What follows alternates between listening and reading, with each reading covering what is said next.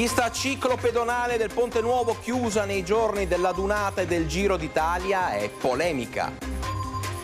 Ponte Maggiore Morello, al via i lavori di conclusione, prevista la chiusura al traffico della strada. Gli ambientalisti accusano l'assessore Viero di aggiungere cemento a Bassano, lui respinge le accuse. Finalmente entra nel vivo la campagna elettorale a Bassano tra proposte e polemiche.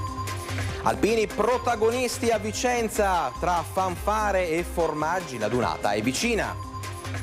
Notte di apprensione a Pieve del Grappa, 2 tredicenni sono scappati di casa poi ritrovati. Ennesimo incidente sul Costo, motociclista grave in ospedale. L'autopsia ha chiarito le cause del decesso di Michael Boschetto, è morto dissanguato.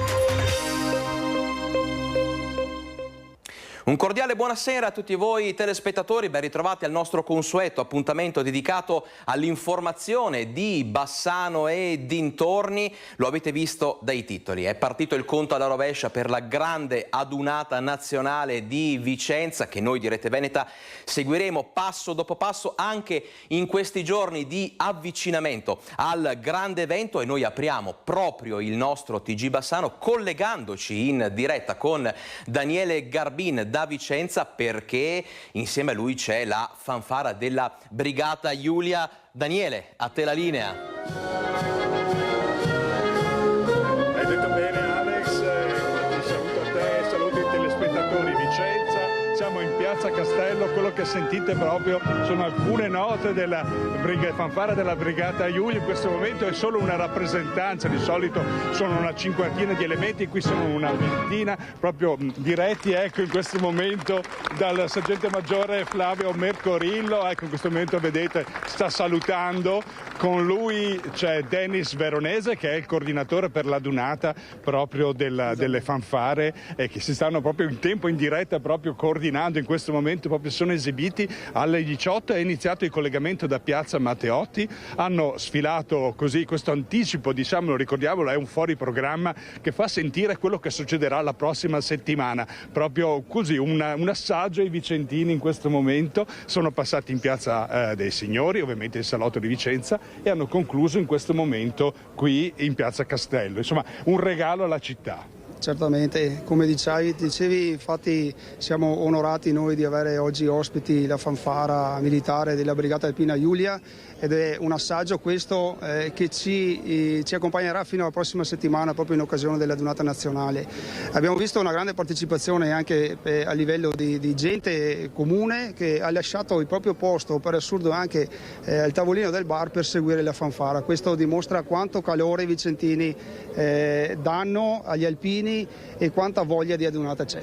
Ecco, ricordiamo che questa è una adunata non solo della città di Vicenza ma di tutta la provincia, perché è poi il coordinamento, è questo che poi attendiamo, e poi è questa nazionale. Vogliamo comunque che sia unita la provincia con tutti anche i componenti. Abbiamo sentito anche i vari sindaci, le comunità, i comuni che stanno partecipando molto, vero? Certamente, noi assieme alle nostre altre 4 sezioni consorelle è da un po' che ci stiamo lavorando e sappiamo quanto difficile sia organizzare una grande manifestazione così. Si continua a parlare di 400-500 mila persone, però effettivamente noi siamo pronti ad ospitarle e faremo in modo che Vicenza resti nel cuore di tutta la gente e di tutti gli alpini che passeranno di qua. Ecco, con il coordinatore delle fanfare diciamo che questo è proprio un assaggio, sarà invece un momento proprio clou la prossima settimana. Certamente, noi avremo una ventina di fanfare circa in giro per la città, ma il momento clou della Dunata sarà sabato sera allo Stadio Menti, dove avremo 4 fanfare presenti. Avremo la Taurinense e la Giulia in congedo, e avremo le nostre 2 fanfare sezionali, la Storica e la Notte Alpine. Ecco, parliamo dei vicentini, chi avete incontrato? Abbiamo visto proprio anche i saluti di... Insomma, c'è voglia di accogliere, no? Sì, effettivamente sono rimasto sorpreso. Abbiamo visto oggi già alpini da fuori, vedevamo prima dei bergamaschi, dei bresciani, che sono già ospiti qui a Vicenza in attesa della Dunata. Molti arrivano proprio, si fanno le ferie per visitare la città. Vicenza offre tanto, non solo il centro storico, ma anche i nostri colli, tanti luoghi da visitare, sicché spero trovino trovino veramente il calore che cercano a Vicenza. Va bene Alex, solo un anticipo, direi che a questo punto lasciamo concludere questo evento. Intanto ringraziamo, buon lavoro. Grazie a voi, grazie mille, buon lavoro anche a voi. Va bene, grazie. E Alex, se non hai domande restituiamo la linea allo studio da Vicenza, dandovi appuntamento però la prossima settimana. Grazie a Daniele Garbin, grazie al suo ospite. Chiaramente, come detto, questo è solo un assaggio, perché noi seguiremo passo dopo passo questo avvicinamento all'appuntamento di sabato e domenica prossimi con la 95esima adunata nazionale delle penne nere, che seguiremo chiaramente in diretta. E adesso spostiamoci a Bassano del Grappa, perché è polemica in città, pista ciclopedonale del Ponte Nuovo chiusa proprio nei giorni dell'adunata. Arrivano gli alpini, arriva il Giro d'Italia, arrivano i turisti, arriva l'estate e la sindaca Elena Pavan chiude la pista ciclopedonale lato nord del Ponte Nuovo. Avete capito bene, dal 6 maggio al 4 giugno l'amministrazione ha infatti previsto lavori di completamento degli interventi di manutenzione sul Ponte della Vittoria, proprio quello che è stato chiuso per mesi e mesi, proprio quello che ha tagliato in due Bassano l'estate scorsa e nel periodo di riapertura delle scuole. E adesso ci risiamo. Hai voglia, dicono in città, di lanciare slogan sul cicloturismo, su Bassano, città degli alpini, sulla mobilità sostenibile? Niente da fare, si chiude la pista e inevitabilmente si aprono le polemiche. Solo chi non vive la città ma la frequenta solamente poteva organizzare i lavori con l'arrivo dell'adunata nazionale e del Giro d'Italia. Proprio un gran rispetto per la città degli alpini, ennesimo caso di isteria elettorale, e chissà cosa ci aspetta ancora. Post scriptum, complimenti per l'ampio anticipo di preavviso. Questo è solo uno dei tanti messaggi di cittadini che non hanno per niente gradito questa scelta di Elena Pavan. A proposito, oltre alla misura della chiusura della ciclopedonale, l'amministrazione ha anche previsto il divieto di sosta su alcuni parcheggi davanti la Bermax, proprio dove già durante i lavori del Ponte Nuovo era scoppiata la polemica dei commercianti infuriati con Elena Pavan per aver tolto posti auto ai clienti. E anche stavolta le domande che i bassanesi si fanno sono sempre le stesse. Voglio trovare un senso a questa storia, anche se questa storia un senso non ce l'ha. E insomma, abbiamo visto, sono tanti i bassanesi che criticano questa scelta a livello organizzativo, la scelta dell'amministrazione di Elena Pavan. Da un'amministrazione all'altra, da una città all'altra, ci spostiamo adesso a Marostica, che proprio per agevolare il flusso turistico e la viabilità nei giorni dell'adunata nazionale, che cosa fa? Decide di condensare i lavori di conclusione per il Ponte Maggiore Morello. Facendo tutta l'operazione delle travature, quindi la posa del materiale pesante nella notte, creeremo il disagio minimo. Lavoro notturno intenso per evitare disagi durante il giorno. È questa la strategia dell'amministrazione comunale di Marostica, che dalle 21 di lunedì 6 maggio sospenderà per 10 ore la circolazione nella strada provinciale in direzione Vallonara per la sistemazione del Ponte Maggiore Morello. Si è voluto fare tutto quanto in una notte perché la sostituzione posa delle travi durante il giorno avrebbe comunque comportato la chiusura parziale in modo più ampio di quella che è già la riduzione della carreggiata stradale, creando sicuramente un ingorgo maggiore e delle code a tutti i cittadini e anche un aumento del tempo di percorrenza. Una deviazione del traffico quindi di sole poche ore, una scelta di ridurre i tempi del cantiere, quella del comune di Marostica in collaborazione con Viabilità Vicenza e la ditta appaltatrice, per limitare i disagi del traffico diurno, soprattutto in vista di un calendario ricco di grandi eventi per tutto il territorio, dalla Dunata degli Alpini fino al Giro d'Italia. Comporterà sicuramente un aumento di fatto di quelli che sono i costi per quanto riguarda l'amministrazione, però garantiremo sicuramente una miglior qualità a tutti i nostri cittadini, oltre che ai pendolari che già utilizzano la strada, a turisti e studenti e naturalmente a tutti quelli che interessano in zona, che per motivi lavorativi devono passare e in questo momento fare il semaforo a senso unico alternato. E torniamo adesso a Bassano, perché gli ambientalisti accusano l'assessore Andrea Viero di voler aggiungere cemento in città. Lui replica così. Accuse strumentali solo per fare polemica gratuita. Così Andrea Viero rispedisce al mittente le critiche degli ambientalisti che lo hanno accusato di voler cementificare un'area della città, spostando l'edificabilità da Sarson. Confrontati i due progetti, agli ambientalisti non tornano i conti. Si risponde con la massima serenità a un'operazione urbanistica assolutamente sostenibile. Tiriamo via un'edificabilità su un posto, località Sarson, dove era di difficile accesso, dove dal punto di vista logistico sarebbe stato difficile realizzare un'attività produttiva, un'edificabilità che viene trasferita in Viale Vicenza. Un nuovo progetto che, tra l'altro, oltre che rispettare le regole, consentirà di aiutare un'azienda del territorio che vuole espandersi. Per dare risposte ad un'azienda del territorio molto conosciuta, che lavora bene e che ha la necessità di realizzare una struttura proprio per le esigenze aziendali. Quindi il solito pretesto per far polemica che si respinge assolutamente al mittente. Una scelta urbanistica che l'assessore rivendica con forza come quella migliore per la città e per i bassanesi. Il rispetto dell'ambiente e la sostenibilità delle nuove costruzioni sono la priorità, ma bisogna essere obiettivi, sottolinea Viero. Dispiace sempre perché sono polemiche strumentali, il territorio va assolutamente tutelato, va protetto, ma questa è la direzione in cui il territorio va protetto, ovvero con pianificazioni urbanistiche di questo tipo che tolgono edificabilità da una parte per consentire di realizzare dall'altra, anche per dare risposte appunto alle aziende del territorio. La pagina politica bassanese, perché in città la campagna elettorale oramai è entrata nel vivo.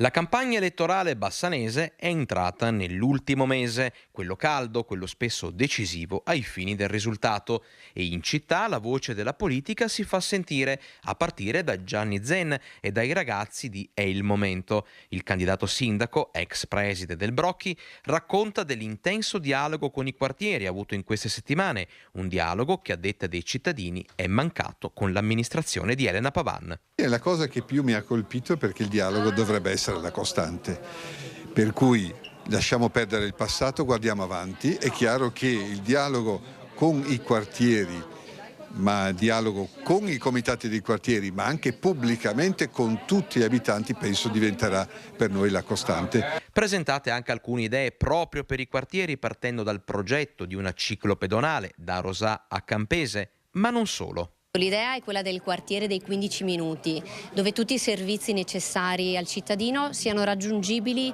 in 15 minuti a piedi dalla propria abitazione. Parliamo di servizi come negozi, scuole e anche i servizi amministrativi. Intanto Bassano per Tutti e Europa Verde hanno presentato la lista unitaria a sostegno di Roberto Campagnolo. C'è un pilastro fondamentale che è quello dell'ecologia integrale, e l'ecologia integrale mette insieme, le fa convivere bene la giustizia ambientale con quella sociale, che per noi non sono in conflitto, sono due modi, sono due denominazioni per permettere la costruzione di comunità più sane, più giuste, più inclusive. Ho presentato la prima lista di 4 che mi sosterranno in questa campagna elettorale. Noi siamo uniti, lo siamo soprattutto sulla visione di città. Non ci nascondiamo rispetto a quello che pensiamo, lo diciamo ai cittadini e chiediamo che i cittadini si fidino di noi, si possono fidare rispetto ai 5 anni in cui siamo stati al governo insieme e 5 anni in cui siamo stati all'opposizione di questa amministrazione così divisa insieme. Inevitabile un commento sulla scelta di Elena Pavan di chiudere la ciclopedonale del Ponte Nuovo. La città più agibile e più fruibile sarebbe stata un bel biglietto da visita.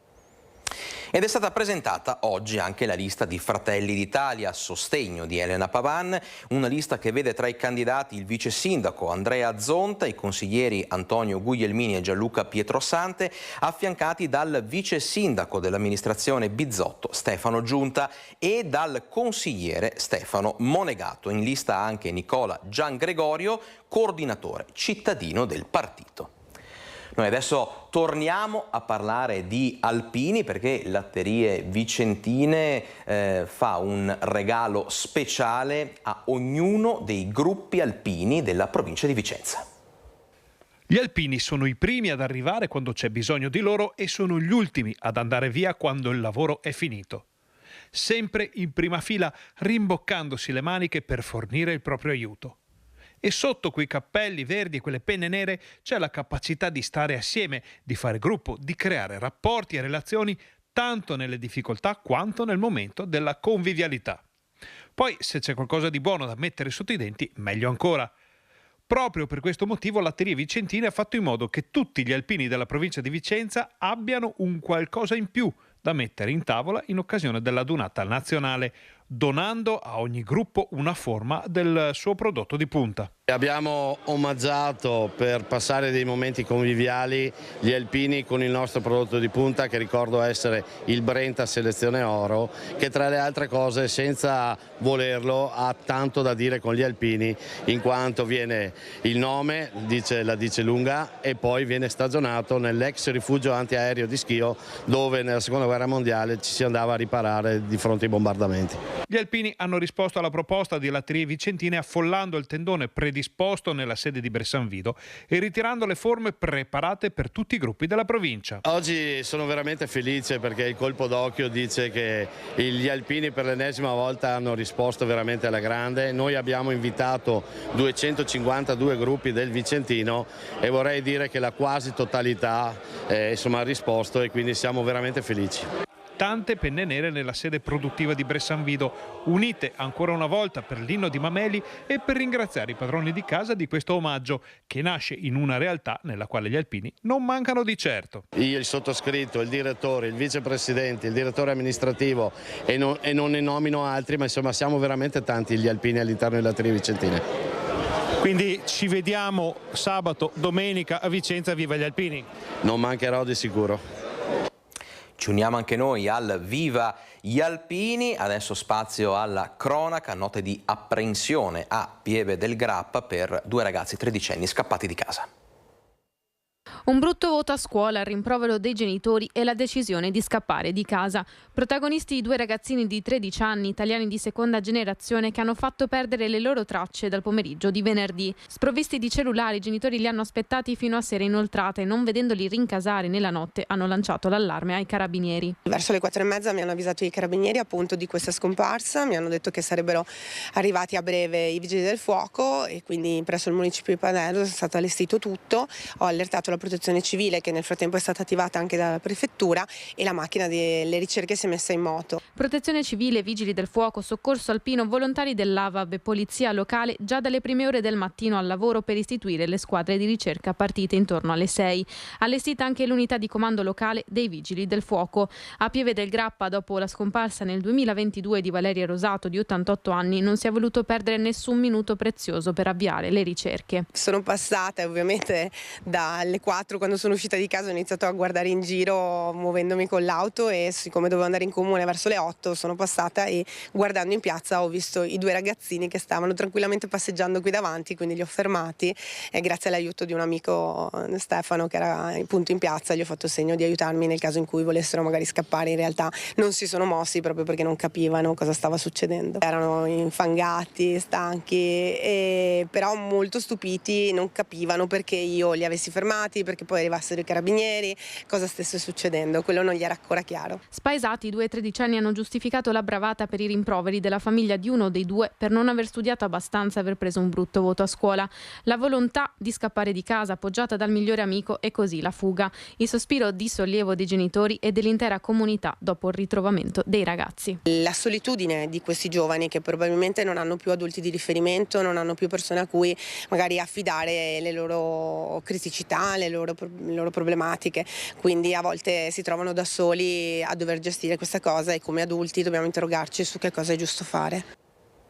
Pauroso incidente oggi sul Costo tra il 10° tornante e Barricata. Un motociclista ha perso il controllo della sua 2 ruote schiantandosi contro il guardrail. Le sue condizioni sono apparse fin dal primo momento gravi, tanto che sul posto è atterrato l'elicottero del SUEM, che ha trasportato il ferito al San Bortolo, dove si trova attualmente in terapia intensiva. E adesso ci spostiamo a Marostica per un'esposizione molto particolare, per la prima volta al Castello Superiore.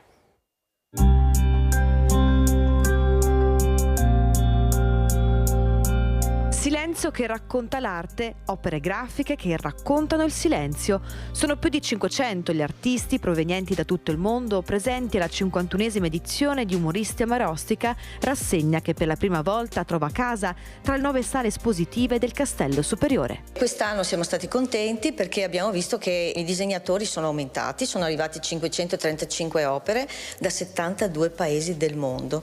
Questa è stata una grandissima soddisfazione. Iran, Russia, Turchia, Ucraina, Brasile, artisti da tutto il mondo è un tema di riferimento, il silenzio declinato a tutti i concetti e sfumature. Come vedrete abbiamo opere che richiamano il silenzio come pace, per esempio, e ci sono tante immagini di guerra, questo non l'avevamo tenuto in considerazione come silenzio noi.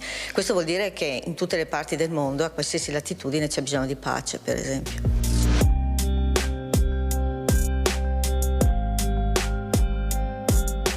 Silenzio come oppressione, censura, mancanza di libertà e di pensiero, tutto in chiave artistica ma soprattutto umoristica. Torniamo a ridere e sorridere con l'arte.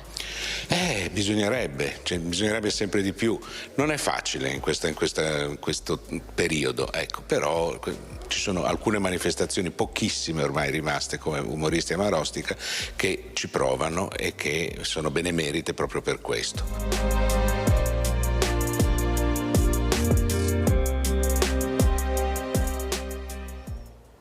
Parliamo adesso di un altro evento di spicco in corso fino al 5 maggio, il Treviso Ostiglia Fest. Bicicletta, territorio e natura, un percorso lungo 70 km, quello della pista ciclabile Treviso-Ostiglia, che attraversa borghi, paesi di campagna, oasi naturalistiche da Treviso fino a Montegalda. Da un lato un luogo attrattivo per i turisti e di passaggio perché è un asse est-ovest che taglia il nord Italia, dall'altro però anche utilizzata fortissimamente come strumento interno e di movimento per i cittadini residenti. Provincia di Vicenza, Padova, Treviso. Sono stati 800.000 passaggi nel 2023, ma non solo, numeri crescenti anche per il Treviso Ostiglia Fest. Il primo evento diffuso su tutto il territorio della ciclabile è in pieno svolgimento. Abbiamo pensato di non fare il grande evento portato dall'esterno, ma di farlo nascere da giù, da sotto, dagli operatori, ed è stata una scommessa vinta, 40 eventi il primo anno, 70 il secondo anno, più di 100 quest'anno. Una pista ciclabile costruita sulla scia dell'ex linea ferroviaria che collegava la città di Ostiglia a Treviso e idealmente due grandi fiumi, il Po e il Piave. Ce n'è davvero per tutti, a partire dalle gravel, quindi attività più dedicate ad un pubblico adulto, ma anche ad escursioni in bicicletta che partono dalla Treviso Ostiglia per poi invece portare fuori a vedere proprio quella ricchezza di patrimonio rurale che è tipico delle nostre campagne venete. E per chi non avesse una bicicletta? Ci sono almeno 3 punti di noleggio biciclette, anche con un'azione di self-guided, quindi viene fornita una traccia per poter andare ad un ritmo proprio, quindi seguendo un po' il proprio movimento, raggiungere alcuni punti della Treviso Ostiglia. E si è svolta l'annuale assemblea dell'Associazione Diabetici di Bassano. Si è svolta l'annuale assemblea dell'Associazione Diabetici del Comprensorio di Bassano, un momento importante per l'associazione, presieduta da Dino Secco, per fare il consueto bilancio dell'attività svolta, raccogliere le istanze dei numerosi iscritti e promuovere la riorganizzazione ospedaliera per ottenere quello che da tempo l'associazione Diabetici chiede, ovvero che la diabetologia di Bassano sia un'unità operativa con più risorse, più personale e un'autonomia gestionale rispetto al Dipartimento. Nel mondo gli adulti con diabete sono circa 500 milioni, 60 dei quali in Europa e 4 milioni in Italia. L'assistenza specialistica, soprattutto ospedaliera, ha mostrato una riduzione dei casi del 19% e per questo serve chiedere e avere di più dalla sanità locale.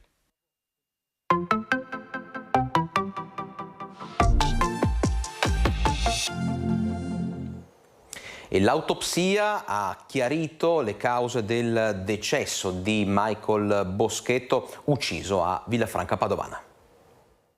Una coltellata letale che ha perforato un polmone. Michael Boschetto è morto dissanguato. Il 31enne di Villafranca Padovana, ucciso una settimana fa nel cortile della sua abitazione dal suo vicino di casa, Giacomo Friso, in carcere per il delitto, ha tentato fino alla fine di difendersi. Il medico legale che ha eseguito l'autopsia ha rilevato anche ferite d'arma da taglio sul palmo della mano sinistra e sullo zigomo, segno che ha cercato di proteggersi dai colpi, ma uno l'ha raggiunto al torace ed è stato fatale. Boschetto si è difeso dall'aggressione, provocando a sua volta delle fratture a Giacomo Friso, il 34enne vicino di casa che è accusato di omicidio volontario premeditato.